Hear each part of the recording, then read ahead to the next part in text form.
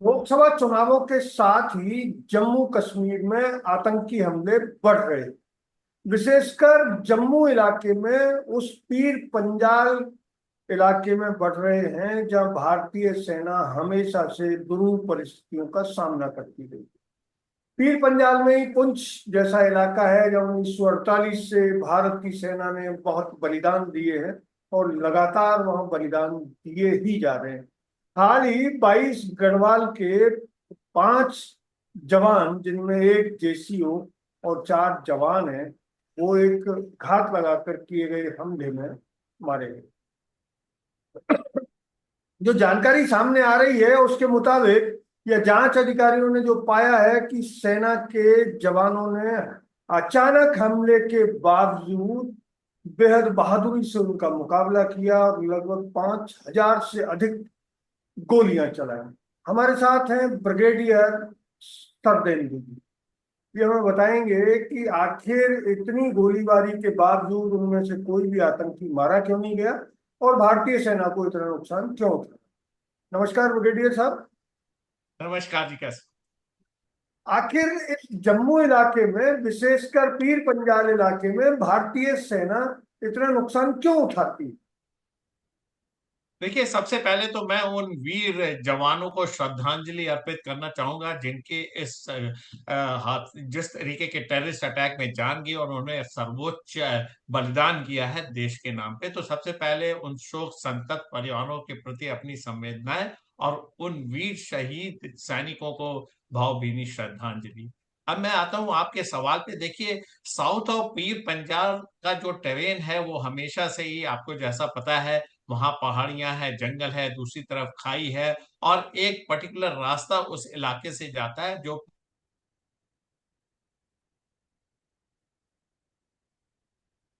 पुंछ राजौरी को जोड़ता है। ये रियासी से आगे की तरफ जाता है। तो इस तरीके का वहां जहां देखे टेररिस्ट अटैक हो रहे हैं, इसकी कई सारी वजह है। सबसे पहले तो ये कश्मीर में हमारा एंटी इन्फिल्ट्रेशन ग्रिड बहुत इफेक्टिव है और वहां पे बहुत ही छोटी मोटी एक दो घटनाएं हो रही हैं। जब इस तरीके का पूरा पूरा पुख्ता बंदोबस्त वैली में है तो टेररिस्ट इस ताक में रहते हैं कि अब वो कहां से इन्फिल्ट्रेट करें। तो वो उन्होंने नेक्स्ट बेस्ट ऑप्शन, ये जो आपका पुंछ राजौरी का इलाका है जो साउथ ऑफ पीर पंजाब बोलते हैं, वहां पे इस तरीके के इन्फिल्ट्रेशन की बार बार कोशिश करते हैं और तमाम तरीके के टेररिस्ट एक्टिविटीज को पिछले 1 महीनों में काफी बढ़ा के रखा है।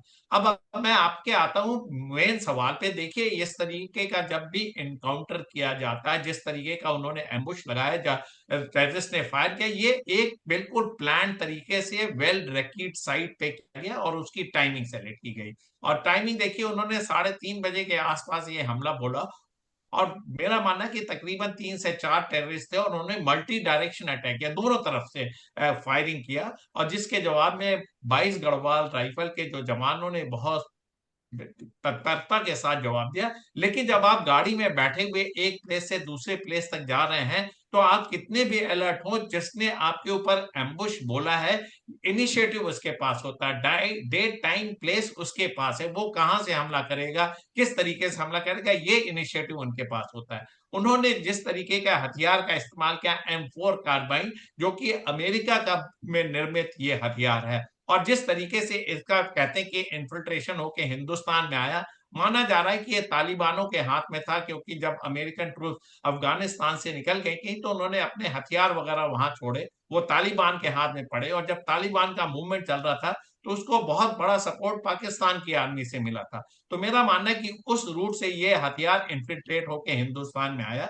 और ये जो 4 टेररिस्ट जिन्होंने, यह 4 से 5 टेररिस्ट जिन्होंने इस हमले को अंजाम दिया, देखिए वो एक दिन पहले यहाँ के इलाके में आए, गांव में कहीं रुके, वहां का लोकल मदद ली, और कहा जा रहा है कि जो फौज की गाड़ी के पीछे एक ट्रिपर चल रहा था उसमें भी उसका संदिग्ध हाथ है, तो उसके ड्राइवर को अरेस्ट किया गया है।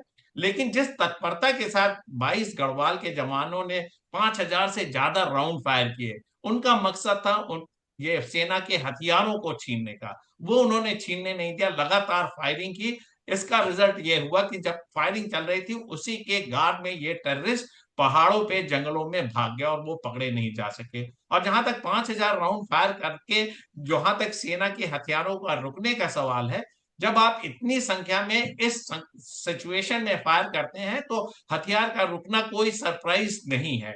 ऐसा हो जाता है, लगातार आप सस्टेन फायर करेंगे, हथियार गर्म हो जाता है और इस तरीके की चीजें हो सकती हैं। लेकिन क्या ये वाकई हुआ, इसकी जानकारी इन्वेस्टिगेशन में खुल के आएगी। लेकिन अगर ऐसी बात हुई है तो 5,000 राउंड आपके देखिए, 6 जवानों की मृत्यु हुई जिसमें एक जेसी और 5 जवान थे, बाकी 6 जवानों ने मिलकर हजार हजार राउंड उन 4 लोगों पे फायर किए, जो कि एक बहुत कारगर फायर था। तो मेरा मानना है कि उन्होंने इफेक्टिवली फायर किया और सारे हथियार देखिए जाम नहीं हो सकते। मेरा मानना है कहीं एक हथियार में कोई रोक पड़ी होगी। हमारी सिखलाई है सैनिकों को कि अगर इस तरीके की रोक पड़ती तो उसमें फौरी इलाज की कार्रवाई की जाती है, राइफल को या मशीन गन को फिर से कॉक करके फायर किया जाता है। तो इस तरीके की हमारी ट्रेनिंग है, उससे उनकी क्षमता, लड़ाई लड़ने की क्षमता या फायरिंग करने की क्षमता में कोई बाधा आई हो ऐसा मैं नहीं मानता। क्योंकि जब हम फायर करते हैं तो एक दूसरे के फायर को कवर करते हैं, एक फायर करता है उसका रुका तो दूसरा उसको कवर करके फायर कर रहा होता है। और साथ में देखिए सिचुएशन कैसी थी, 2 गाड़ियां चल रही है, दोनों की गाड़ियों के बीच का फासला तकरीबन 200 से 300 मीटर का होता है। और जब उनके ऊपर फायरिंग हुई, वो रुके और उन्होंने उसको काउंटर एम्बुश करने की कोशिश की। तो ये वीरता का सबक है और बहुत ही अच्छे तरीके से मुस्तैदी के साथ उन्होंने इसका फायरिंग का जवाब दिया और सेना के किसी हथियार का लॉस नहीं हुआ। सबसे बड़ी बात यह है कि वो एक उनकी मंशा ये थी कि इनके हथियार लूट के ले जाएं, जिससे आगे आने वाले दिनों में उसका वो इस्तेमाल कर सके। वो नहीं पूरा हो पाया और इसके इसी के वजह से देखिए 6 जवान को वीरगति प्राप्त हुई। तो उन्होंने अपनी पूरी जान की बाजी लगा के उनके इस मुकाम को हासिल नहीं होने दिया। तो एक बहुत बड़ा एक निर्भीक कदम था 22 गढ़वाल के जवानों को, उनके एंटी एम्बुश ड्रिल को सारे लोग सल्यूट कर रहे हैं। लेकिन अब सिक्योरिटी फोर्सेस का काम है कि उनका पता लगाएं। इस इलाके में बार बार देखिए इस तरीके की घटनाएं हो रही हैं। आपको अपना सर्विलेंस बढ़ाना पड़ेगा। कहीं न कहीं इंटेलिजेंस आपका फेल हो रहा है, आप नहीं पकड़ पा रहे हैं कि बाहर से, पाकिस्तान से, जो आज की डेट में मेरा मानना और रिपोर्ट भी ऐसा बोलती है कि 60 ऐसे टेररिस्ट ट्रेंड हैं जो इस इलाके में ऑपरेट कर रहे हैं, चाहे वो साउथ ऑफ पीर पंजाल हो या इस इलाके के। तो उनको आपको पकड़ना पड़ेगा, आपको इंटेलिजेंस नेटवर्क स्ट्रांग करना पड़ेगा, आपको जो विलेज का डिफेंस कमेटी है उसको स्ट्रांग करना पड़ेगा, विलेज को अंडर सर्विलेंस रखना पड़ेगा।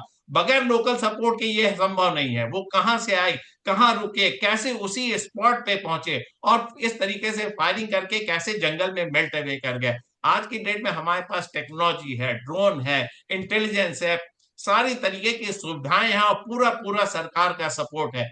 फिर अगर टेररिस्ट इस तरीके से निकल जाते हैं तो हमको अपने सुरक्षा की नीति में फिर से देखना पड़ेगा, मोडस ऑपरेंडी को रिव्यू करना पड़ेगा और किस तरीके से आप एंटी टेररिस्ट ग्रिड को वहां ऑपरेट कर रहे हैं उसको आपको देखना पड़ेगा। विलेजेस को आपको सर्विलेंस में डालना पड़ेगा। कोई ऐसी संस्था, कोई ऐसी चीज ना हो जिससे कि टेररिस्टों को बढ़ावा मिले। तो मेरा मानना है कि देखिए जब तक जम्मू कश्मीर में एक स्टेटहुड या स्टेट इलेक्शन की जब जब बात होती है, इस तरीके की टेररिस्ट एक्टिविटीज को बढ़ावा जाता है।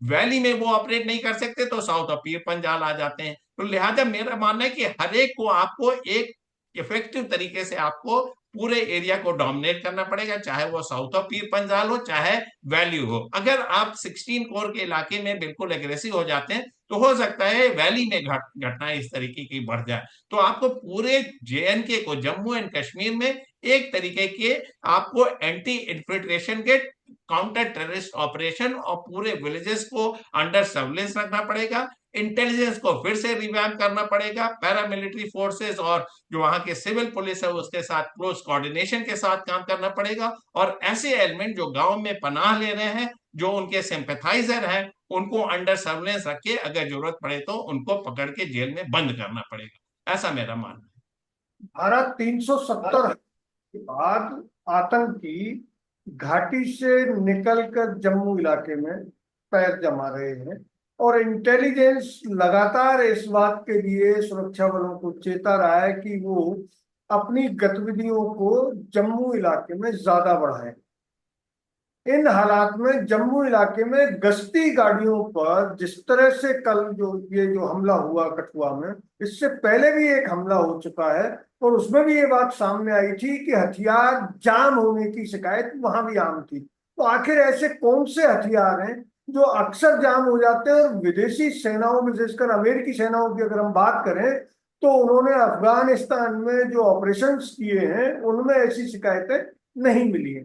तो इंडियन आर्मी के हथियार क्यों जाम हो जाते देखिए, हिंदुस्तान आर्मी का जो इंडिजिनस आर्म्स के प्रोडक्शन है, और जो हमारी इंसास 5.56 है, और जो एलएमजी 7.62 है, और जो हमारी एमएमजी है, वो हमारे सारे इंडिजिनस प्रोडक्शन के हैं। और जो टेररिस्टों के पास जो आज की डेट में वेपन आते हैं, वो बाहर के बने हुए और बड़े सोफिस्टिकेटेड वेपन है।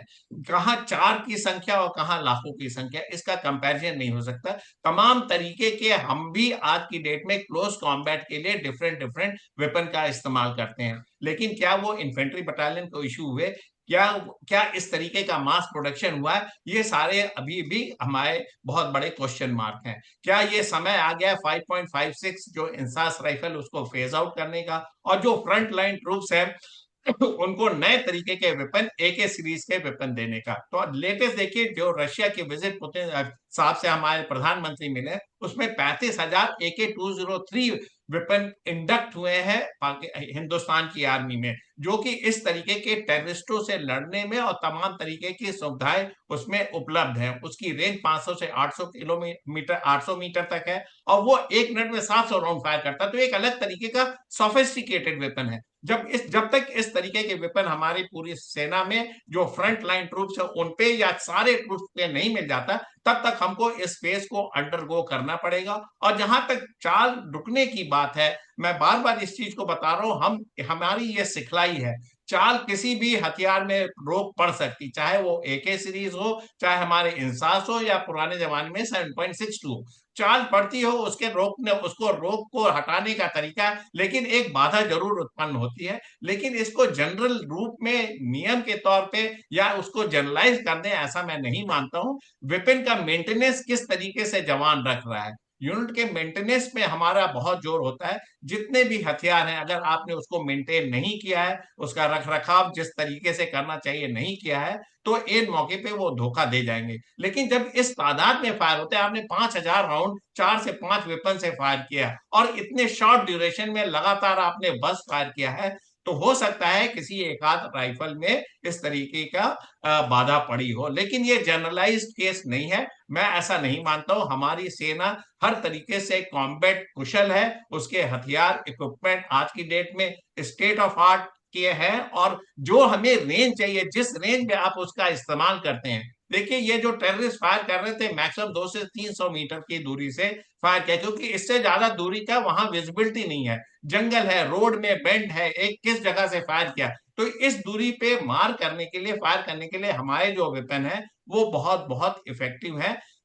टाइम है चेंज करने का, लेकिन हर एक चीज में प्रोसेस है। अब हिंदुस्तान की आर्मी एक बहुत बड़ी आर्मी है, आप किसी कॉन्सेप्ट को, किसी हथियार को लागू करने में समय लगता है, लेकिन इस तरीके की घटनाएं ना हो उसकी वजह में आपको जाना पड़ेगा। अगर आपने पाकिस्तान में जो टेररिस्ट कैंप हो उसको ध्वस्त कर रखे हैं, आपने इन्फिल्ट्रेशन ब्लॉक कर रखा है, इन्फिल्ट्रेशन के तमाम ग्रिड सिस्टम लगा रखा है, गांव को अंडर सर्वेलेंस डाल रखा है, उनके कोई सिंपैथाइजर नहीं है, किसी भी तरीके का मनी और मॉरल सपोर्ट नहीं है, इंटेलिजेंस एजेंसीज कोऑर्डिनेटेड तरीके से काम कर रही हैं, सिक्योरिटी फोर्सेस, चाहे वो जेएनके पुलिस हो, चाहे पैरामिलिट्री फोर्स है, या आर्मी, चाहे बीएसएफ है, सारे मिलजुल के इंटेलिजेंस शेयरिंग के साथ ऑपरेशन लॉन्च करते हैं। तो वजह नहीं है कि कोई भी टेररिस्ट ऑर्गेनाइजेशन वहां पनप सके। लेकिन सबसे बड़ी प्रॉब्लम आती है जब ये टेररिस्टों को बैक करता है कोई स्टेट, इस केस में जैसे कि पाकिस्तान।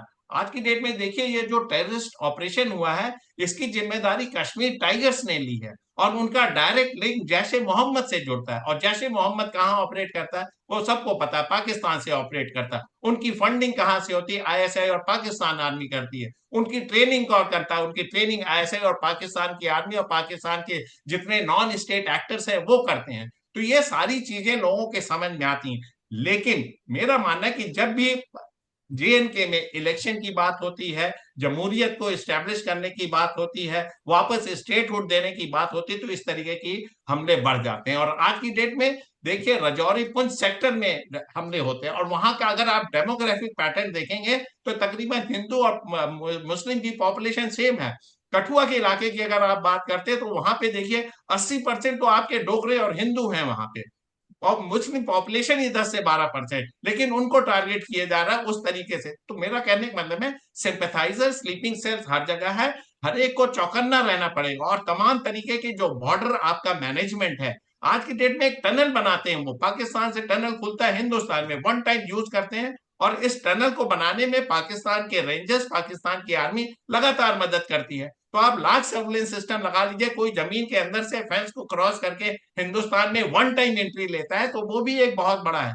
तो हमारे जो बीएसएफ के जवान हैं, जो हमारे सिक्योरिटी फोर्सेस हैं, लगातार इस इलाके को पेट्रोलिंग करते हैं, अंडर सर्विलेंस रखें, और इस तरीके के जो भी चीजें हैं, जिस भी तरीके का अनइवननेस या डिफरेंट एक्टिविटी होती है, उस पर लगाम लगाएं। एक एक एंटी टेररिज्म और एंटी टेररिस्ट को खत्म करने का एक जो ग्रेडिंग सिस्टम, उसको इंप्लीमेंट करें। मेरा मानना है कि भारतीय सेना जो चीज मैं बोल रहा हूं उस पर पूरी तरीके से इंप्लीमेंट कर रही है, लेकिन कहीं ना कहीं चूक तो जरूर हो जा रही, कहीं ना कहीं इंटेलिजेंस गैप जरूर रह जा रहा है, कहीं ना कहीं देखिए चीजों के की जो एसओपी है उसको लागू करने में कमी रह जा रही है। और वर्ष कम वर्ष अगर इस तरीके की घटनाएं होंगी, तो वो आप रोड ओपनिंग के लिए जाइए, आप उस रोड को ओपन करिए, उसको सैनिटाइज करिए, उसकी पिकटिंग करिए, फिर कॉन्वॉय मूव करिए। तो इस तरीके की चीजों को अब लागू करने का मेरा मानना है कि समय आता जा रहा कौन बात है। का आपने जो एक सामान्य रूल बताया, उस रूल को एक तरफ रख दें तो करगिल युद्ध में भी हमारी इंसास राइफलों की वजह से हमारे जवानों को ज्यादा संख्या में वीरगति प्राप्त करनी पड़ी, और लगभग 24 साल हो गए उस युद्ध को, मिनी युद्ध कह लें, 24 साल हो गए, उसके बावजूद हमारे जवान लगातार बलिदान दे रहे हैं। तो हथियार प्रणाली, जैसा आपने कहा कि उसको बदलने में समय लगता है, लेकिन अन्य देश, विशेषकर जो पाकिस्तानी फौज है, उसने अपने हथियारों को ज्यादा तेजी से बदला है। चाइनीज आर्मी ने भी अपने हथियारों को ज्यादा तेजी से बदला है। तो हमारी पॉलिटिकल विल या फिर फौजी विल, इन दोनों में कहाँ कमी है कि हमारे हथियार अभी तक पिछली शताब्दी के हम काम ले रहे हैं? देखिए हथियारों का बदलने का सिलसिला जारी है। सबसे पहले देखिए एयरफोर्स, मैरीटाइम इंटरेस्ट, ये नेवी के शिप्स और तोपखाने में बदला हुआ, जो हमारे स्मॉल आर्म्स वेपन है उसमें को भी बदले जा रहे हैं, और काफी हद तक बदले जा चुके हैं, लेकिन एक कंप्लीशन होना बाकी है। जहां तक छोटे देशों का सवाल होता है, वो अपने हथियारों को आसानी से बदल सकते हैं। पाकिस्तान की अगर बात करें तो उनका आज की डेट में जितने भी डिफेंस के इक्विपमेंट है वो चाइनीज बेस्ड हैं, जो कि अनरिलायबल है। पाकिस्तान आर्मी भी इस समस्या से जूझ रही है। उनका जो वेपन सिस्टम है चाइनीज है, वो इन मौके पे धोखा दे जा रहा है, और उनकी जो लॉन्गिविटी है वो बहुत कम है। हिंदुस्तान की आर्मी इन सबसे ऊपर है, लेकिन एक प्रोसेस है, जब तक आप नए इक्विपमेंट, नए हथियार लाते हैं, पुराना फेज आउट हो जाता है। जब पुराने को फेज आउट करते हैं, तो ये एक कंटिन्यूअस प्रोसेस है, इसके तहत टाइम टू टाइम काम किया जा रहा है। जहां तक स्मॉल आर्म्स का समय का बदलाव का है, इसको प्रायोरिटी पे अब लागू करने का समय आ गया है, क्योंकि इंसास की जो लाइफ थी वो अब खत्म है। एक नए तरीके की टेक्नोलॉजी आ गई है, नाइट साइट आ गया है, आपकी डेट में बर्स्ट फायर कैपेबिलिटी होनी चाहिए, लाइट वेट होना चाहिए, और सस्टेन फायर करने की कैपेबिलिटी होनी चाहिए। इन सब के तहत देखिए AK-203 का इंडक्शन हिंदुस्तान की आर्मी में शुरू हो गया है, और बहुत जल्दी ही पूरी सेना में इस तरीके का बदलाव देखा जाएगा। और जिस तरीके की आर्टिलरी में भी चेंजेस हैं, तो टैंक्स में भी बदलाव है, पूरा पूरा आज की डेट में आपको ओवरऑल करने का सिस्टम है, लेकिन ये फेस मैनर में हो जाएगा। इसी तरीके से नेवल के फील्ड, इसी तरीके से एयरफोर्स के फील्ड तमाम काफी समय से ये सारे ड्यू हैं। ग्रेजुअली हमारे यहाँ अवेकनिंग है, फंड की कमी नहीं है। डिफेंस बजट बढ़ा के एक मुश्त में अगले एक दशक में कंप्लीट इन्वेंट्री चेंज होने की आशा है, लेकिन जब तक आप ये करेंगे तब तक नए इक्विपमेंट जो है वो आउटडेट हो जाएंगे। टेक्नोलॉजी बदल रही है, साइंस एंड टेक्नोलॉजी आगे निकल रहा है। जितने टेररिस्ट ऑर्गेनाइजेशन है वो छोटे ऑर्गेनाइजेशन होते हैं, फंडिंग उनकी होती है, तो आप उनके हथियार से मैच तो नहीं करेंगे, लेकिन हमारी जो स्ट्रेंथ है, हमारी ट्रेनिंग है, हमारी स्ट्रेंथ हमारी संख्या में है, हमारी स्ट्रेंथ हमारी देशभक्ति में है, हमारी स्ट्रेंथ ऑपरेशन में है। आप एक दूसरे के इन सब के तहत अगर हम कोई ऑपरेशन लॉन्च करते हैं, तो छोटे मोटे non state actor terrorist activity ये नहीं चलने वाली है, और ये सरवाइव भी नहीं करते अगर पाकिस्तान इनका ब्लेटेंट सपोर्ट नहीं करता। और हमारे अब देखिए बहुत ही प्रोएक्टिव तरीके से हम इसको एड्रेस करते हैं। जरूरत पड़ी तो अगर ट्रेनिंग कैंप बाहर अक्रॉस द बॉर्डर ऑपरेट कर रहे हैं और हमारे पास हार्ड इंटेलिजेंस है, तो हिंदुस्तान की आर्मी केपेबल है उन सारे टेररिस्ट कैंप को बर्बाद करने के लिए। तो एक प्रोसेस है। आप सही है कि पुराने इक्विपमेंट चेंज होने चाहिए, लेकिन हिंदुस्तान बड़ा देश है, बहुत बड़ी 13 लाख 14 लाख की आर्मी है। हर एक सिस्टम में चीजें पहुंचने में टाइम लगेगी, लेकिन इसको पहले फ्रंट जो कांटेक्ट में जो ट्रूप्स इन कांटेक्ट उनको चेंज करें, फिर सेकंड टीयर में चेंज करें, और इस तरीके का अगर प्रोसेस ऑन करते हैं तो जल्दी ही पूरी देश में भारतीय सेना का आधुनिकीकरण हो जाएगा। एम्बुश लगाकर हमले, कठुआ इलाके में ये चौथा हमला है जिसमें जवानों को वीरगति प्राप्त करनी पड़ी। तो इसको रोकने के लिए आखिर 15वीं 16वीं और 14वीं कोर जिसका ये इलाका है पूरा, ये कर क्या रहे हैं? इनका सैनिक नेतृत्व क्या कर रहा है? देखिए, ये 16 कोर के इलाके का इलाका है, और तमाम तरीके की जो हमारा डेमोग्राफिक पैटर्न है, जिस तरीके से हम काम करते हैं और जिस तरीके से हमने एंटी इन्फिल्ट्रेशन ग्रिड और एंटी टेररिस्ट ऑपरेशन का ग्रिड बना रखा है, वो सारा कुछ इंटैक्ट है। हमने तमाम तरीके के सर्वेलेंस इक्विपमेंट लगा रखे हैं, लेकिन आप जो सबसे बड़ी चीज है, टेरेन नहीं चेंज कर सकते।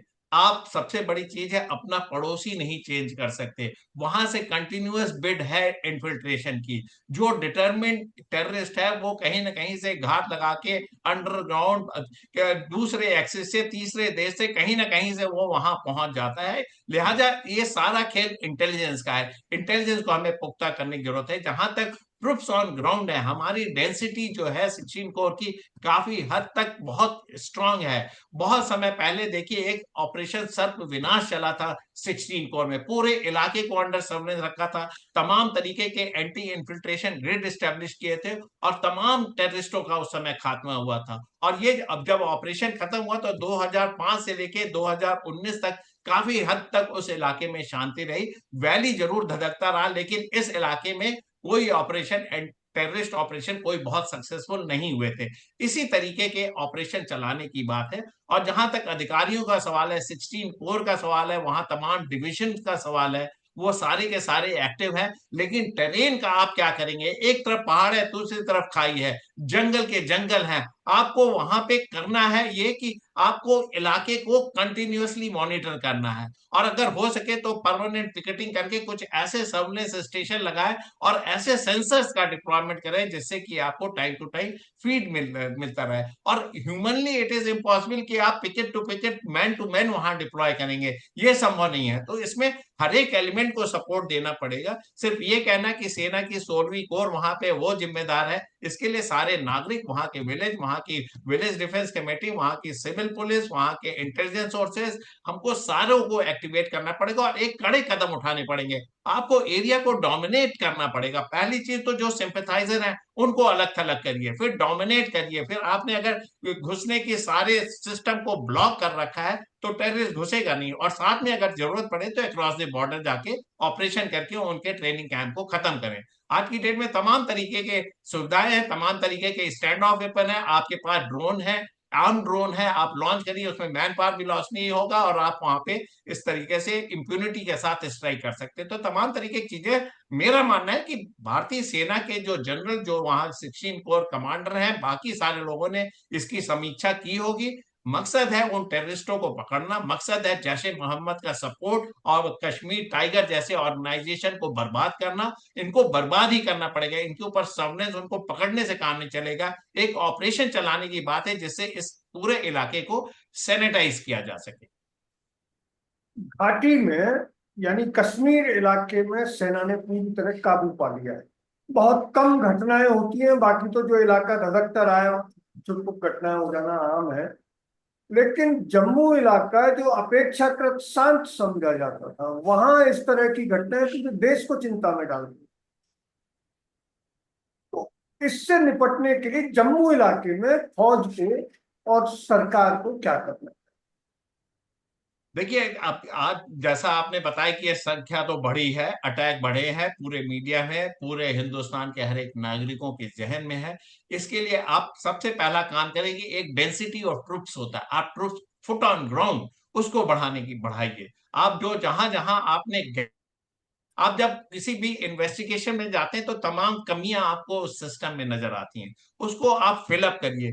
ये टेररिस्ट एक्शन होते जा रहे हैं, इन्वेस्टिगेशन रिपोर्ट आती है, लेकिन हम इंप्लीमेंट नहीं करते हैं। सबसे बड़ी बात यह है, इंटेलिजेंस के जो गैप हैं, ऐसे गैप रह जाते हैं कि देखिए कठुआ और उस इलाके में कितने टेररिस्टों के हमले हो गए पिछले एक महीने में। तो आप उस पर इम्प्लीमेंट करने में देरी कर रहे हैं। आपको पता है कहां से हमले हो रहे हैं, आपको पता है इंटेलिजेंस में क्या गैप है, आपको पता है कि इस तरीके से और पिकेटिंग करनी है, लेकिन हर बार आप कहीं ना कहीं चूक हो जा रही है। चाहे वो सिविल बस गिर जा रही, गड्ढे खाई में गिर जा रही, चाहे इस बार दो बसों पे, आर्मी की बसों पे कर दिया अटैक, नेक्स्ट टाइम हो सकता है पेट्रोलिंग पार्टी को हो जाए, हो सकता है किसी विलेज में घुस के टेररिस्ट मार दे। आप उनके मॉडस ऑपरेंडी को तोड़ने की कोशिश करें। ये आप इवेंट टू इवेंट ना चल के एक पूरा उसका रोड मैप बनाए, किस तरीके से ट्रूप्स का deployment first year, second year, third year, fourth year villages में होगा, अंडर सर्विलेंस होगा, कहां पुलिस के साथ आर्मी ऑपरेट करेगी, एक तरीके के एक पूरा ग्रिडिंग सिस्टम बना दें। आप जब ग्रिड क्रिएट करते हैं तो हर एक ग्रिड का जो इंटरसेक्शन होता है एक दूसरे के म्यूचुअल सपोर्ट में होगा, information lateral upward downward information flow होगा। मॉनिटरिंग करें और छोटे छोटे टीमों में लोगों के इंफॉर्मेशन को कोलेट करके एक बड़ी पिक्चर पे जाएं और अकॉर्डिंगली आप एक्शन ले। मीडिया में बोलने से या जय भारत करने से या आप इस तरीके के प्रोपोगंडा करने से ये टेररिज्म नहीं होने वाला। आपको ग्राउंड पे जाना पड़ेगा, आपको मीडिया के ग्लेयर से हट के अपने प्रोफेशनल तरीके से उस इलाके को सैनिटाइज करके अंडर ऑब्जर्वेशन रख के पूरे इलाके को डोमिनेट करना पड़ेगा। आज की डेट में होता है कि टेररिस्ट एक्टिव होती है, तमाम तरीके के वहां विजिटें शुरू हो जाते हैं, रिव्यू शुरू हो जाता है, और इस गांव में मेन मुद्दा मेरे समझ से हट जा रहा है। आपको इंटरनल असेसमेंट करना पड़ेगा। 16 कोर या फौज की जो भी टुकड़ी है, चाहे वो कंपनी है, बटालियन है, ब्रिगेड है, डिव है या फिर कोर है, आपको इंटरनल असेसमेंट करना पड़ेगा। आपको लूप होल प्लग इन करने पड़ेंगे, जरूरत पड़े तो डेंसिटी बढ़ाइए, जरूरत पड़े तो हथियारों की संख्या बढ़ाइए, जरूरत पड़े तो पेट्रोलिंग रेगुलरली करिए, विलेजेस को सर्वेलेंस रखिए, अगर जरूरत पड़े तो जिम्मेदारी से दो दो या चार चार विलेज, एक एक बटालियन इस तरीके से, अगर आपको वहां पे एक डिवीजन या ब्रिगेड या आपको ज्यादा संख्या में ट्रूप चाहिए तो आप लाइए और वहां डिप्लॉय करके इस तरीके की घटनाओं को रोकिए। जिस तरीके से आपने वैली में काबू करा है, ये इलाका भी काबू में हो जाएगा। इतिहास है, सर्व विनाश आपने हमने किया हुआ है अपने जमाने में उस इलाके में, लिहाजा ये सारी चीजें पॉसिबल है। चौकन्ना रहने की जरूरत है, आर्मी को पता है क्या करना है। किसी भी तरीके के इन्फ्लुएंस में अभी ना आके एक बिल्कुल कठोर एक्शन के साथ इस इलाके को सैनिटाइज करना है, और जिससे कि इस तरीके की टेररिस्ट एक्टिविटीज और ना हो। अब ये ग्राउंड पे एक्शन करना पड़ेगा। मीडिया में बोलना, इस तरीके की बातें करना और विजिट करना, इससे सोल्यूशन नहीं निकलेगा, और ना ही आपको एक रेटोरिक या आपको एक कोई नैरेटिव चलाना। आप ये सब काम छोड़ के प्रोफेशनल काम करके बिल्कुल इस इलाके को सैनिटाइज करके उस पर पूरी तरीके से डोमिनेट करें, जिससे कि इस तरीके की टेररिस्ट एक्टिविटी ना हो। यानी आपका कहना यह है कि पॉलिटिकल इन्फ्लुएंस को कम करके और पॉलिटिकल बयानबाजी को कम करके सिर्फ और सिर्फ ये प्रोफेशनल फौजी अफसरों के भरोसे छोड़ देना चाहिए कि वो कैसे इस इलाके को आतंकियों से साफ करें। जी हाँ, बिल्कुल आपने सही कहा। मेरा मानना है कि हम इस गांव में की जेएनके की सिचुएशन बहुत इंप्रूव हो गई, 370 हटाने के बाद वहां शांति हो गई, टूरिज्म बढ़ गया। हम पूरे देश में, विश्व में इस तरीके की पिक्चर दे रहे हैं। वैली के लिए जरूर ठीक है, लेकिन आज की डेट में सबसे सेंसिटिव इलाका आपका साउथ ऑफ पीर पंजाल हो रखा। आप इसको, अब आपका काम है इसको सॉर्ट आउट करना है, इसको पूरी तरीके से भय मुक्त करना। और टेररिस्ट की एक्टिविटी बहुत हो गई, हर बार हम मीडिया में आते हैं, हर बार हम इस चीज को एनालाइज करते हैं, लेकिन ग्राउंड पे उसका रिजल्ट देखने को नहीं मिल रहा है। लिहाजा एक अलग तरीके को आपको नॉन कन्वेंशनल तरीके से सोचना पड़ेगा। आपको विलेजेस से, वहां के लोकल पॉपुलेशन से इनपुट लेना पड़ेगा, आपको उनके हैंड एंड ग्लव की तरह काम करना पड़ेगा। सिर्फ सेना के जवान को डिप्लॉय कर दें और आपका इनपुट नहीं मिल रहा और सिंपैथाइजर वैसे के वैसे ही बने हैं, टेररिस्टों को सपोर्ट मिलता रहे, वो आए घर में किसी के रुके और अपनी मनचाही जगह पे एम्बुश लगा के सेना की गाड़ियों पे हमला कर दें, ये एक्सेप्टेबल नहीं है। इस तरीके की चीजें ना तो सेना में मैंने कभी देखी है और ना ही मैं इस चीज को एडवोकेट करता हूँ। आप अपना काम करिए, हमें हमारे जवान मारे जा रहे हैं, सैनिक मारे जा रहे हैं, एक सैनिक को ट्रेन करने में वर्षों लग जाते हैं और हम इतनी आसानी से उनकी मौत को भुला दे रहे हैं बगैर ग्राउंड पे एक्शन को इम्प्लीमेंट किए हुए। तो समय आ गया है इसको अलग तरीके से 16 कोर्ट या कठुआ के ऊपर जितने भी इलाके हैं आपको चौकन्ना रहना पड़ेगा, चाहे वो इंटरनेशनल बाउंडर हो, चाहे वो एलओसी हो, हर एक पे आपको सजग रहना पड़ेगा। और आज की डेट में वैली को भी आप उतना ही इंपॉर्टेंस दें क्योंकि वो अलग परिस्थिति में आज की चीजें हैं। वहां सारी चीजें, टूरिज्म बढ़ रहा है, टूरिज्म नहीं, लेकिन आगे नहीं होगा इसकी गारंटी नहीं है। जब आपका प्रेशर 16 कोर में बढ़ेगा तो इलाका नॉर्थ ऑफ पीर पंजाल जाएगा, 15 कोर में हमले हो सकते हैं, या फिर आपका जो 14 कोर है वहां के इलाके में, लद्दाख के इलाके में चाइनीज के एक्शन बढ़ सकते हैं। क्योंकि आज की डेट में चाइना और पाकिस्तान एक हैंड इन ग्लव काम कर रहे हैं। 370 हटाया गया और गलवान का केस हुआ, आप इस चीज को समझिए।